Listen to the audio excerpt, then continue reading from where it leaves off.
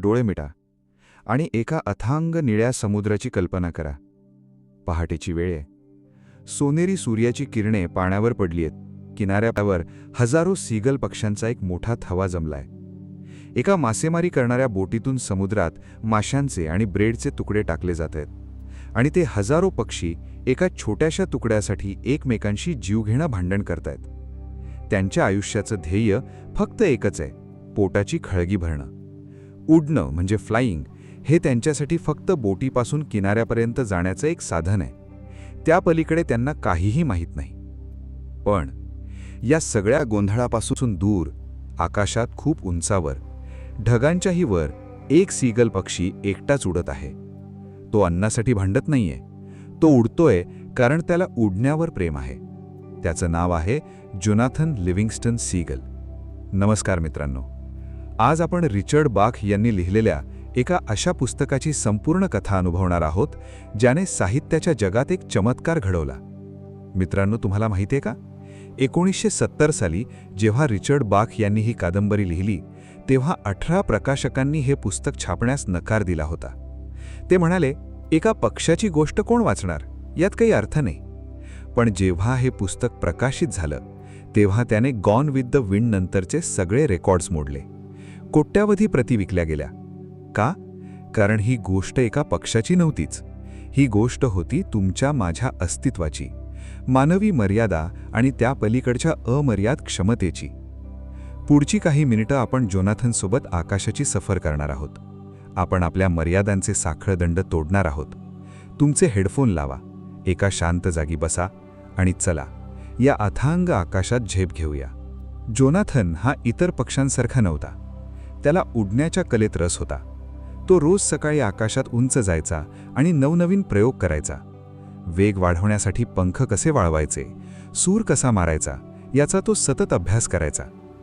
हे प्रयोग करताना तो अनेकदा ताबा सुटून समुद्राच्या पाण्यावर जोरात आदळायचा. त्याला प्रचंड वेदना व्हायच्या. त्याचे पंख दुखायचे. जेव्हा तो थकून घरी यायचा, तेव्हा त्याचे आईवडील त्याला रागवायचे. जोनाथन, तू असा का वागतोस?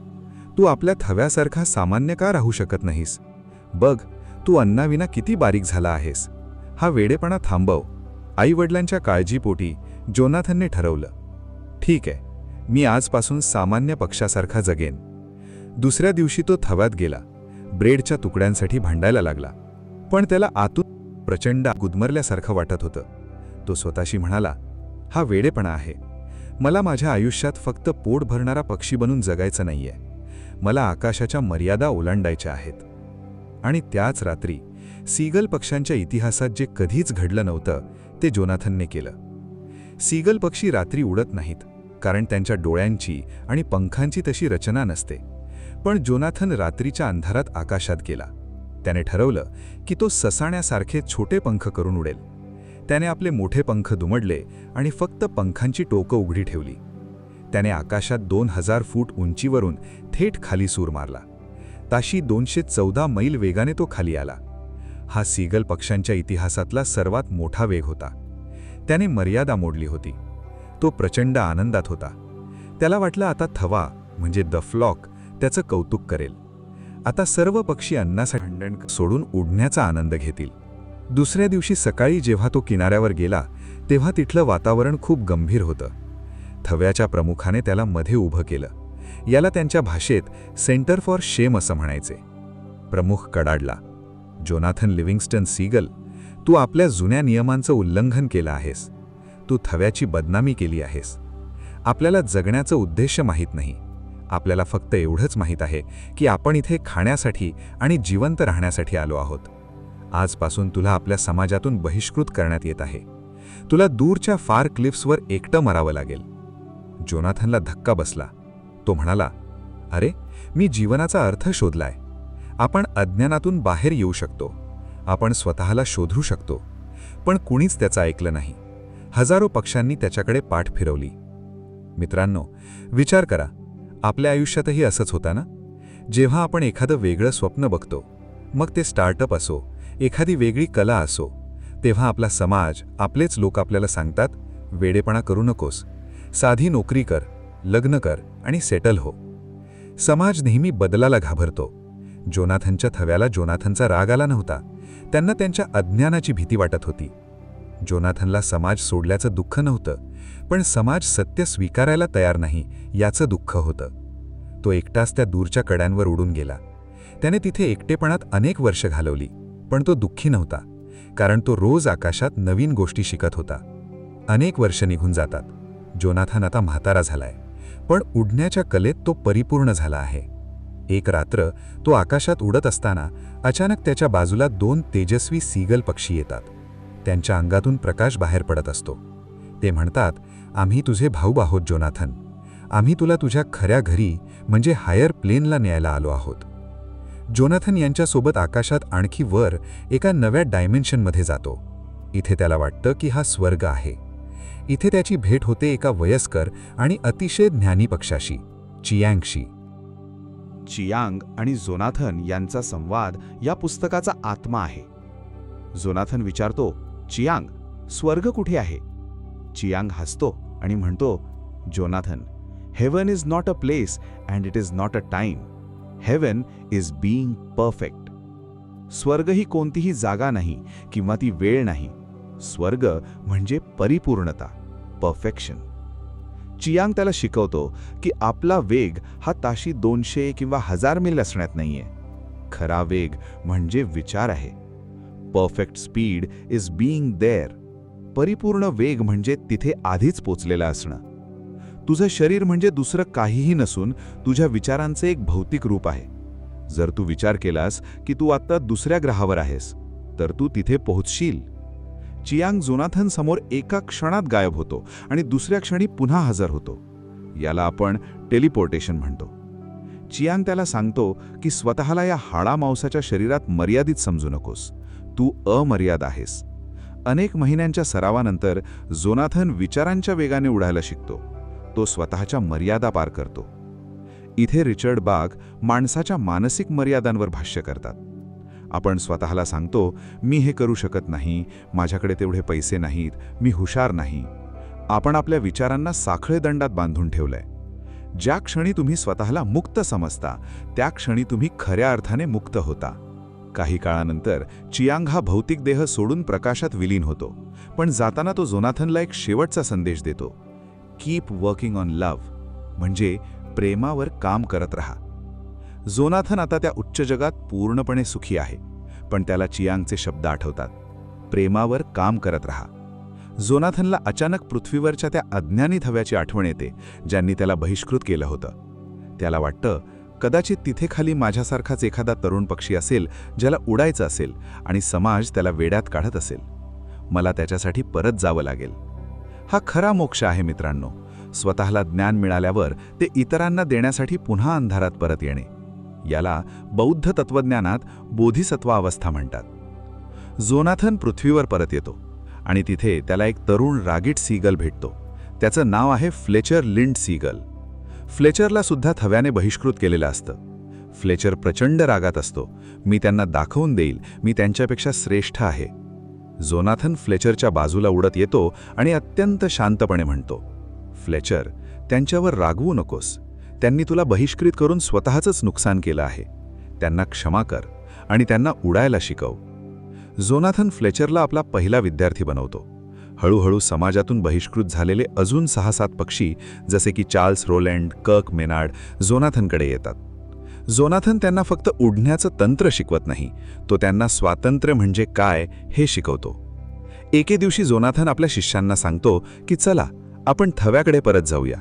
शिष्य घाबरतात, पण त्यांनी आपल्याला बहिष्कृत केलंय, हा कायदा मोडणे आहे. जोनाथन म्हणतो, the only true law is that which leads to freedom.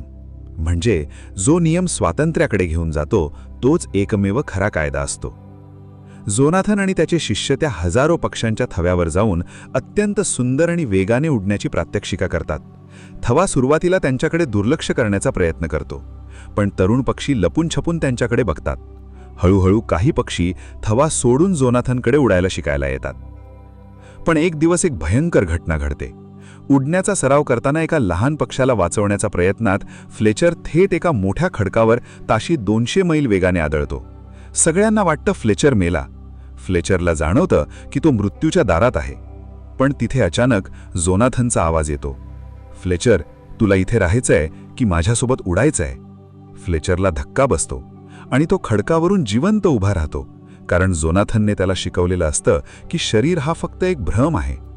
हा चमत्कार पाहून थव्यातील पक्षी घाबरतात, ते ओरडू लागतात, हा जोनाथन सीगल नाहीये, हा एकतर देव आहे किंवा हा सैतान आहे. समाज जेव्हा एखाद्या गोष्टीला समजू शकत नाही तेव्हा तो त्याला एकतर देव मानतो किंवा सैतान मानतो. ते पक्षी जोनाथनला मारायला त्याच्या अंगावर धावून येतात. जोनाथन फ्लेचरला घेतो आणि विचारांच्या वेगाने तिथून निघून जातो. फ्लेचर विचारतो, जोनाथन, जो समाज तुला मारायला आला त्यांच्यावर तू प्रेम कसं काय करू शकतोस? जोनाथन हसतो आणि म्हणतो, you don't love hatred and evil. You have to practice and see the real girl, the good in every one of them, and to help them see it in themselves. That's what love is.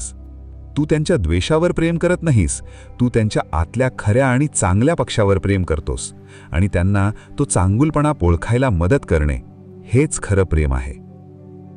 आणि मग जोनाथनचं शरीर प्रकाशात विलीन होऊ लागतं. तो फ्लेचरला म्हणतो, Fletcher, आता माझी इथे गरज नाही.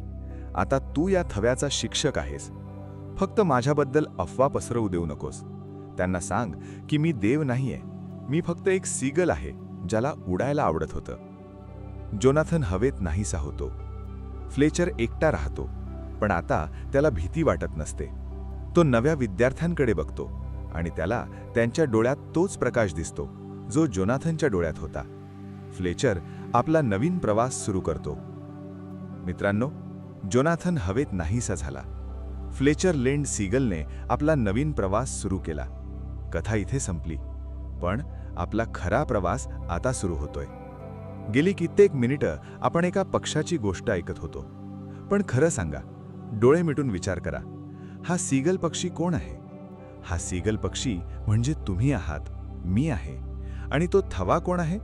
तो थवा म्हणजे हा समाज आहे. आता आपण या कथेच्या अशा खोलीत जाणार आहोत जिथे रिचर्ड बाखने मानवी जीवनाचं सर्वात मोठं सत्य लपवून ठेवलं आहे. आपण सगळेजण याच काळात जगतोय. आपल्या आजूबाजूला एक प्रचंड मोठी रॅट रेस सुरू आहे. सकाळी उठायचं, लोकल किंवा ट्रॅफिकमधून ऑफिसला जायचं, पैशांसाठी, प्रमोशनसाठी धडपडायचं, संध्याकाळी थकून घरी यायचं आणि झोपायचं. विचार करा, मासेमारी करणाऱ्या बोटीतून फेकलेल्या त्या ब्रेडच्या तुकड्यांसाठी भांडणाऱ्या पक्ष्यांमध्ये आणि आपल्या आजच्या जीवनशैलीत काय फरक उरलाय? आपणही फक्त पोट भरण्यासाठी आणि समाजात स्टेटस टिकवण्यासाठी जगत आहोत का? जोनाथनचे आईवडील त्याला काय म्हणाले होते? उडणं वगैरे ठीक आहे, पण पोट भरणं जास्त महत्त्वाचं आहे. आपले आईवडील, आपला समाजही आपल्याला हेच सांगतो ना? वेडेपणा करू नकोस. तुझं ते चित्र काढण्याचं, गाणं गाण्याचं किंवा स्टार्टअप करण्याचं स्वप्न बाजूला ठेव. एक सेफ नोकरी बघ आणि सेटल हो. पण मित्रांनो, सेटल होणे म्हणजे काय? स्वतःच्या पंखांना कापून टाकून जमिनीवर चालण्याची सवय करून घेणे. जोनाथन लिव्हिंगस्टन सीगल आपल्याला जीवनाचा पहिला आणि सर्वात मोठा उद्देश सांगतो. 1. तुम्ही फक्त जगण्यासाठी जन्म घेतलेला नाही, तुम्ही जगण्याचा अनुभव घेण्यासाठी जन्म घेतला आहे. तुमच्या आत एक अशी कला आहे, एक असं स्वप्न आहे जे तुम्हाला त्या थव्यापेक्षा वेगळं करतं. तो तुमचा वेग आहे, ती तुमची उडण्याची आवड आहे. जोपर्यंत तुम्ही ती ओळखत नाही तोपर्यंत तुमच्या आयुष्याला अर्थ नाही. आता आपण त्या बहिष्काराच्या प्रसंगाकडे येऊया. जेव्हा जोनाथनने 214 मैलांचा वेग गाठून समाजाला दाखवलं की बघा, आपण फक्त अन्नासाठी नाही, आपण अमर्याद उडण्यासाठी बनलो आहोत, तेव्हा समाजाने त्याचं कौतुक केलं नाही. त्यांनी त्याला सेंटर ऑफ शेम म्हणजे लज्जेच्या स्थानी उभं केलं आणि बहिष्कृत केलं. का? कारण समाज बदलाला घाबरतो. जेव्हा एखादा माणूस समाजाच्या ठरवून दिलेल्या चौकटीच्या बाहेर जातो तेव्हा बाकीच्या लोकांना त्यांच्या अकार्यक्षमतेची जाणीव होते. त्यांना स्वतःचा कमीपणा दिसू लागतो आणि म्हणून ते त्या वेगळ्या माणसाला वेड्यात काढतात किंवा एकटं पाडतात. जर आज तुम्ही काहीतरी वेगळं करू पाहत असाल, जर लोक तुम्हाला वेड्यात काढत असतील, तुमच्यावर हसत असतील, तुम्हाला एकटं पाडत असतील, तर मित्रांनो, निराश होऊ नका. तो तुमच्यासाठी अपमान नाहीये, तो तुमच्यासाठी मिळालेला पुरस्कार आहे. कारण त्या क्षणी तुम्ही त्या थव्यातून मुक्त झाला आहात. एकटेपणा म्हणजे आयसोलेशन ही मुक्तीची पहिली पायरी आहे. जेव्हा जोनाथन कड्यांवर राहायला गेला तेव्हा तो दुःखी नव्हता, तो मुक्त होता. आता आपण चियांगच्या तत्त्वज्ञानाकडे वळूया. चियांगने जोनाथनला काय सांगितलं? स्वर्ग ही जागा नाही, स्वर्ग म्हणजे परिपूर्णता. आपण नेहमी विचार करतो की स्वर्ग कुठेतरी आकाशात असेल, मरणानंतर आपल्याला तिथे जायचंय. पण रिचर्ड बाक सांगतात, स्वर्ग तुमच्या आत आहे. ज्या क्षणी तुम्ही तुमचं काम, तुमची कला, तुमचं ध्येय परिपूर्णपणे करता, त्या क्षणी तुम्ही स्वर्गात असता. चियांगने दिलेला सर्वात मोठा धडा कोणता? You are not bone and feather, you are a perfect idea of freedom. म्हणजे तू फक्त हाडामासाचा आणि पिसांचा बनलेला पक्षी नाहीस, तू स्वातंत्र्याचा एक जिवंत विचार आहेस. आज आपण स्वतःला किती मर्यादा घालून घेतल्या आहेत? मी मध्यमवर्गीय घरात जन्माला आलोय, मी मोठा बिझनेस कसा करू? माझं वय आता 50 झालंय, मी आता नवीन भाषा कशी शिकू? माझ्याकडे तेवढं टॅलेंट नाहीये. मित्रांनो, हे सगळे साखळदंड आहेत. हे साखळदंड समाजाने नाही, तुम्ही स्वतःच्या मनाला घातले आहेत. तुमचं शरीर ही मर्यादा नाही, तुमचे विचार तुमची मर्यादा आहेत. ज्या क्षणी तुम्ही स्वतःला अमर्याद समजता, त्या क्षणी तुम्ही खऱ्या अर्थाने विचारांच्या वेगाने उडायला लागता. पण या पूर्ण कादंबरीचा सर्वात मोठा आणि जीवनाचा खरा उद्देश सांगणारा भाग कोणता असेल, तर तो आहे जोनाथनचा परतीचा प्रवास, द रिटर्न. जोनाथन स्वर्गात होता, तो तिथे शांततेत राहू शकला असता, पण तो परत पृथ्वीवर का आला? चियांगने त्याला जाताना सांगितलं होतं, कीप वर्किंग ऑन लव्ह, प्रेमावर काम करत राहा. मित्रांनो, प्रेम म्हणजे काय? ज्या थव्याने जोनाथनला बहिष्कृत केलं, त्याला अपमानित केलं, त्याच थव्याकडे तो परत आला. का? कारण त्याला माहीत होतं की तिथे खाली असे अनेक जोनाथन असतील जे आकाशाकडे बघून उडण्याची स्वप्न पाहत असतील, आणि समाज त्यांचे पंख कापत असेल. त्याला त्या नव्या पिढीसाठी परत यायचं होतं. जेव्हा फ्लेचर, त्याचा शिष्य, विचारतो की ज्यांनी तुम्हाला मारण्याचा प्रयत्न केला त्यांच्यावर तुम्ही प्रेम कसं करू शकता, तेव्हा जोनाथन जे उत्तर देतो ते मानवजातीसाठी सर्वात मोठा संदेश आहे. तो म्हणतो की तू त्यांच्या द्वेषावर, त्यांच्या रागावर किंवा अज्ञानावर प्रेम करत नाहीस.